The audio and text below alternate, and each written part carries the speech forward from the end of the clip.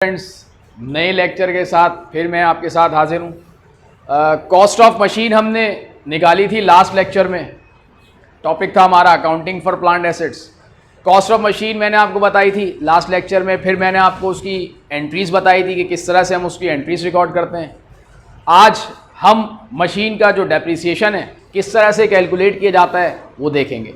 Depreciation के 4-5 methods हैं, उसमें आज पहला मेथड मैं आपको करा रहा हूँ, depreciation by straight line method. Straight line method को हम फिक्स इंस्टॉलमेंट मेथड भी कहते हैं, स्ट्रेट लाइन मेथड या फिक्स इंस्टॉलमेंट मेथड।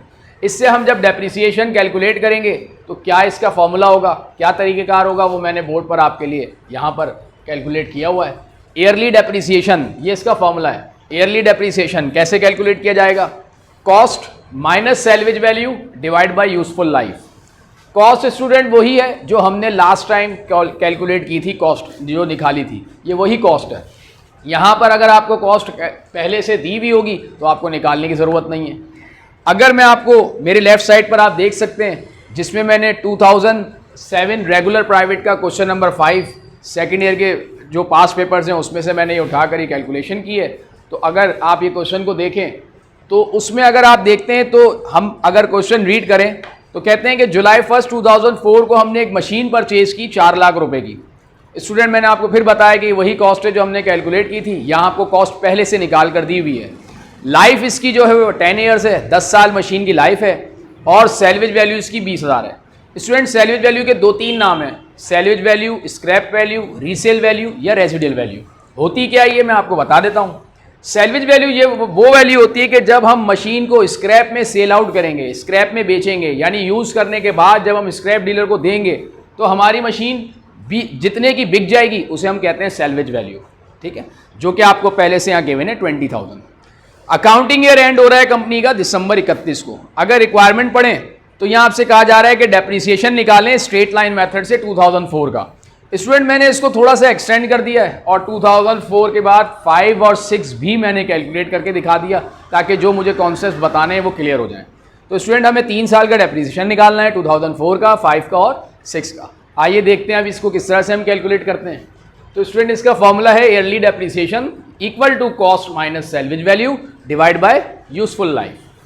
अच्छा, कॉस्ट आपको पहले से गिवन है क्वेश्चन में जो कि 4 लाख रुपए है। सैल्वेज वैल्यू 20,000 ये भी आपको गिवन है। ये आप माइनस कर दें तो आपके पास जो माइनस करने के बाद वैल्यू आती है उसे हम कहते हैं डेप्रिशिएबल कॉस्ट। डेप्रिशिएबल कॉस्ट कौन सा अमाउंट है? वो अमाउंट जो मशीन टोटल 10 सालों में यूज़ कर ली हमने। अगर हमने 4 लाख की मशीन ली थी, 20,000 तो हमें स्क्रैप डीलर दे देगा 10 साल के बाद जब मशीन स्क्रैप में बेचेंगे। तो इसका मतलब जो टोटल हम मशीन यूज़ करेंगे वो यूज़ करेंगे 3,80,000 रुपये, जिसे हमें कहते हैं डेप्रिशिएबल कॉस्ट। लाइफ स्टूडेंट, इसमें आपको गिवन है कि 10 ईयर्स है, 10 साल मशीन चलेगी, अंदाजा है, एस्टिमेशन है। लाइफ 10 साल है, 3,80,000 डेप्रिशिएबल कॉस्ट थी। लाइफ इसकी 10 साल है, 380 को आप 10 से डिवाइड कर दें, ईयरली डेप्रिसिएशन आपके पास आ गया 38,000। कैसे निकाला? 380 depreciable cost divide by life 10 years. यानी मशीन जब भी पूरे साल चलेगी, 1 साल यूज होगी, उसकी 38,000 वैल्यू डेप्रिशिएट हो जाएगी, उसकी वैल्यू 38,000 रुपये कम हो जाएगी। अच्छा स्टूडेंट, अगर हम क्वेश्चन को पढ़ें तो हमने 2004 में जो मशीन परचेज की वो जुलाई में परचेज की। इसका मतलब ये हुआ कि हमने पूरे साल मशीन को नहीं चलाया, हमने सिर्फ मशीन को 2004 में 6 महीने चलाया है। अगर मंथ काउंट कर लें, जुलाई, अगस्त, सितंबर, अक्टूबर, नवंबर और दिसंबर, ये 6 महीने बनते हैं। तो हमें 2004 के 6 महीने का डेप्रिसिएशन निकालना है। तो स्टूडेंट, ये आपने जिस ईयर पे आपका, जिस डेट पे आपका ईयर एंड हो रहा होगा वो आपने मेंशन करना है। 31 दिसंबर 2004 साल के आखिर में डेप्रिसिएशन कैलकुलेट किया जाता है। Depreciation, yearly depreciation 38,000 multiply by 6, इसलिए 6 क्योंकि हमें 6 महीने का डेप्रिसिएशन निकालना है, जबकि 38,000 जो डेप्रिसिएशन है ये तो ईयरली है। हमने क्या किया, 6 महीने का डेप्रिसिएशन निकालने के लिए 38,000 जो ईयरली डेप्रिसिएशन था उसको 6 से मल्टीप्लाई कर दिया क्योंकि 6 महीने का निकालना है, और 12 से डिवाइड कर दिया। अगर स्टूडेंट ये इसी तरह हमें 7 महीने का निकालना होता तो हम 38,000 को मल्टीप्लाई 7 डिवाइड 12 करते। 8 महीने का निकालना होता तो हम 38,000 को 8 से मल्टीप्लाई करते और 12 से डिवाइड करते। इस तरह स्टूडेंट कैलकुलेशन हम कर लेंगे। तो हमारा जो 2004 का डेप्रिसिएशन आया वो 19,000 आया, क्योंकि ईयरली अगर 38 है तो 6 महीने का जाहिर सी बात है कि इसका हाफ होगा जो कि 19,000 हुआ। फिर हमने 2005 का कैलकुलेट किया डेप्रिसिएशन। एक बार मैं आपको फिर बता दूं, कि 5 और 6 का डेप्रिसिएशन हमसे नहीं मांगा गया, लेकिन मुझे चूंकि कॉन्सेप्ट आपके क्लियर करने थे, इस वजह से मैंने इसको एक्सटेंड करके 2005 और 6 भी यहाँ पर कैलकुलेट करके दिखाया हुआ है। तो 2005 का डेप्रिसिएशन अगर हम निकालें तो वो तो पूरे साल का निकालना है, और पूरे साल का डेप्रिसिएशन हमें पता है कि जब हम कैलकुलेट करते हैं तो ईयरली डेप्रिसिएशन कितना होता है हमारा 38,000, वही 38,000 हो गया आपका 2005 का। देन 2006 का डेप्रिसिएशन निकालें, वो भी चूंकि पूरे साल का है, और जब हम पूरे साल का डेप्रिसिएशन निकालते हैं तो वो कितना आता है हमारा 38,000। तो इस तरीके से स्टूडेंट हमने ये डेप्रिसिएशन निकाल लिया स्ट्रेट लाइन मेथड से। ये मैंने आपके लिए पहली जो रिक्वायरमेंट थी वो मैंने आपके लिए कैलकुलेट कर ली। स्टूडेंट अगर आप दूसरा रिक्वायरमेंट हम पढ़ें तो यहाँ हमसे कहा जा रहा है कि एडजस्टिंग और क्लोजिंग एंट्री बनाएं 2004 की, जो हमने डेप्रिसिएशन निकाला था उसकी एडजस्टमेंट और क्लोजिंग बनाएं। ठीक है, तो स्टूडेंट ये मैंने आपके लिए एडजस्टिंग और क्लोजिंग बनाई हुई है। एडजस्टिंग एंट्री डेप्रिसिएशन की, डेप्रिसिएशन एक्सपेंस डेबिट 19,000, 2004 का डेप्रिसिएशन 19,000 था, और अलाउंस फॉर डेप्रिसिएशन क्रेडिट, ठीक है 19,000 से। नरेशन पास कर लें to record 6 months depreciation on machine. Student ये आपने फर्स्ट ईयर में एक टॉपिक है फाइनेंशियल स्टेटमेंट जो कि कंपलसरी है, उसमें एडजस्टमेंट में ये एंट्री आपने वहाँ अच्छी तरह से पढ़ी हुई है, तो मुझे डिटेल बताने की इसकी बिल्कुल ज़रूरत नहीं है। क्लोजिंग एंट्री बनाएं 2014 की, फिर 2004 की जब आप क्लोजिंग एंट्री बनाएंगे तो एक्सपेंस जो डेबिट पर था, क्लोजिंग में आपको स्टूडेंट अच्छी तरह से पता है कि हम क्लोजिंग में उस एक्सपेंस को ख़त्म करने के लिए क्रेडिट पर रिकॉर्ड करते हैं। तो डेबिट था एक्सपेंस, ख़त्म करके आप ले जाएं इसको क्रेडिट पर, और expense and revenue summary account से इसको क्लोज कर दें, तो ये आपकी क्लोजिंग एंट्री बन गई। नरेशन पास कर दें to close depreciation expense account, ये भी 19,000 से। स्टूडेंट ये भी हो सकता था कि वो आपसे एडजस्टिंग कहते हैं 2004 की बनाएं, क्लोजिंग 2005 की बनाएं। तो एडजस्टिंग में आप जो अमाउंट रखेंगे वो 2004 वाला रखेंगे, क्लोजिंग में आप अमाउंट रखेंगे 2005 वाला। यहाँ बिल्कुल ऐसा नहीं है, यहाँ आपको एडजस्टिंग क्लोजिंग दोनों 2004 की मांगी जा रही है, इसलिए आप सेम अमाउंट रखेंगे एडजस्टिंग और। स्टूडेंट थर्ड रिक्वायरमेंट जिसमें हमसे अब डिमिनिशिंग बैलेंस मेथड से डेप्रिसिएशन कैलकुलेट करने के लिए कहा जा रहा है। मैं आपको पहले बताता चलूँ कि डिमिनिशिंग बैलेंस मेथड को declining balance method, return down method और डिमिनिशिंग बैलेंस मेथड भी कहा जाता है।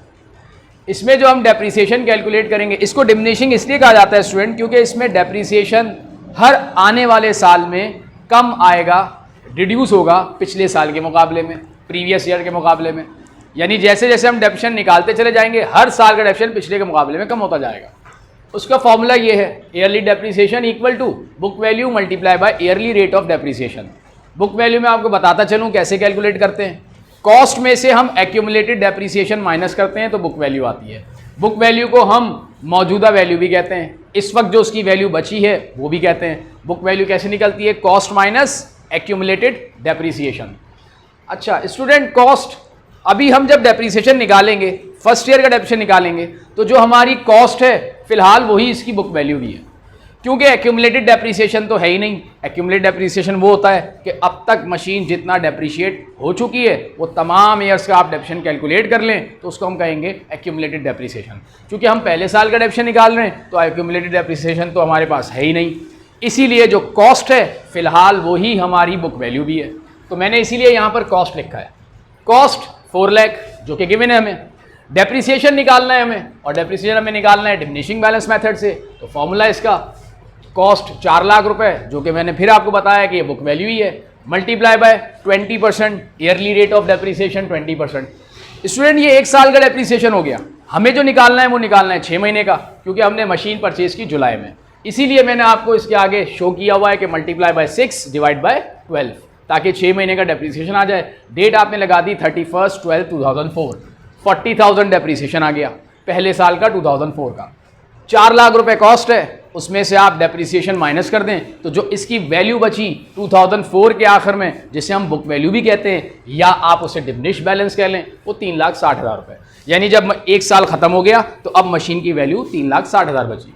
अच्छा स्टूडेंट, अब हम दूसरे साल का डेप्रिसिएशन कैलकुलेट कर रहे हैं। दूसरे साल का डेप्रिसिएशन कैलकुलेट करें तो फिर जो हम वैल्यू रखेंगे वो वही बुक वैल्यू रखेंगे, जिसको आप बुक वैल्यू कह लें या डिमिनिश बैलेंस मेथड कह लें, डिमिनिश बैलेंस कह लें, जो कि 3,60,000 रुपये आ गया। ठीक है, फिर आपने पूरे साल का डेप्रिसिएशन निकाला जो कि 20% रेट है उसका, और अब ये वाला काम यहाँ करने की ज़रूरत नहीं है क्योंकि अब आप पूरे साल का डेप्रिसिएशन कैलकुलेट कर रहे हैं। तो 3,60,000 का 20% आपने निकाला जो कि 72,000 आया। फिर 72,000 माइनस करने के बाद जो उसकी वैल्यू बची वो बची 2,88,000। फिर स्टूडेंट थर्ड ईयर का हमने डेप्रिसिएशन निकालना है जो कि 2006 का है, वो हमने डेप्रिसिएशन निकाला तो बुक वैल्यू हमने रखी 288,000 मल्टीप्लाई बाय 20%, ये भी पूरे साल का है।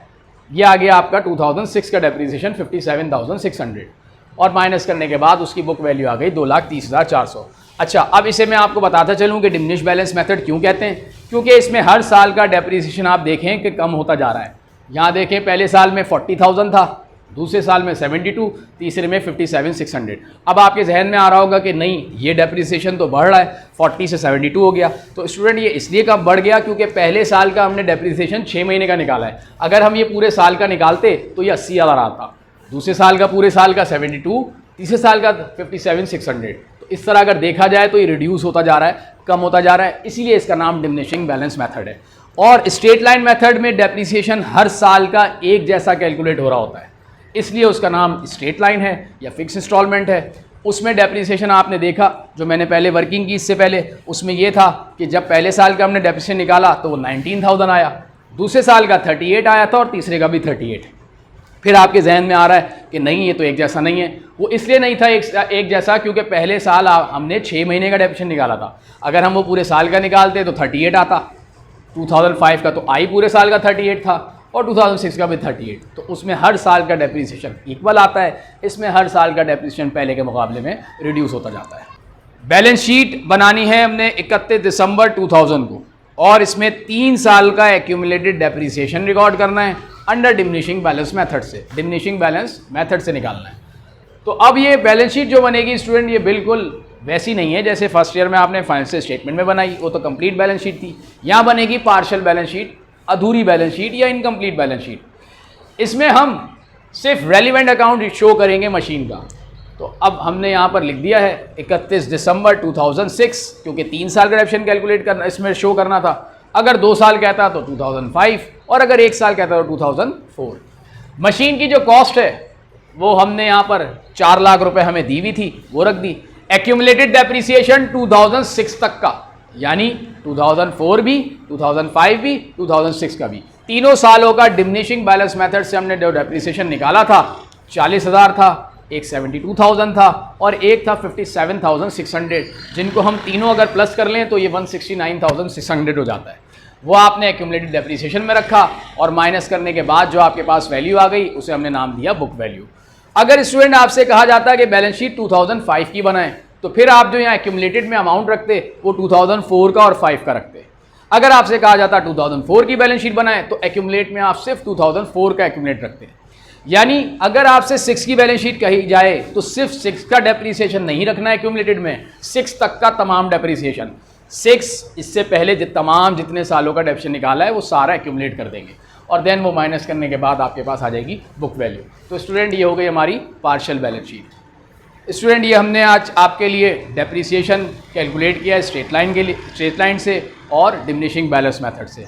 आपको मेरी ये वीडियो अगर पसंद आई हो तो इसको लाइक करें, सब्सक्राइब करें और शेयर करें। फिर इसको मज़ीद टॉपिक को हम आगे कंटिन्यू करेंगे, इसमें और आगे मेथड्स देखेंगे, इसके और मज़ीद मेथड बाकी हैं। जब तक के लिए आपको इंतज़ार करना होगा। जल्द आपसे फिर मुलाकात होगी। अल्लाह हाफ़िज़।